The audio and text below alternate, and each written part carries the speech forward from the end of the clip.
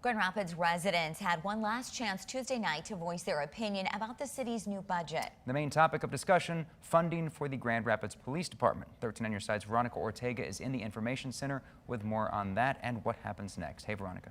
Hey Jay and Meredith, there are people on both sides of this issue, some in support of the city's proposed funding for the police department and others who would prefer to see that funding reduced even more. The public meeting lasted for more than an hour. Callers were able to voice their opinion on anything related to the budget, but everyone wanted to talk about funding for the GRPD. In the fiscal year 2022 proposed budget, GRPD's budget decreases from 38.5% to 35.8% of the general fund.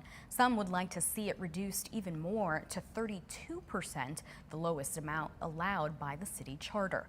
A spokesperson for the West Grand Neighborhood Association says residents support steps taken to reform the police department, while the president of Justice for Black Lives sees things differently. They just recently adopted this new community policing model that started in March. So it hasn't even had any time to get off the ground. We tell us that Black and brown community members have generational PTSD because of the GRP.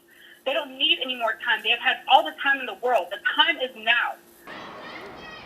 Debate continued with some callers saying they don't feel safe and are not seeing enough of a police presence, while others pointed to all of the resources used by the department during peaceful protests in Grand Rapids.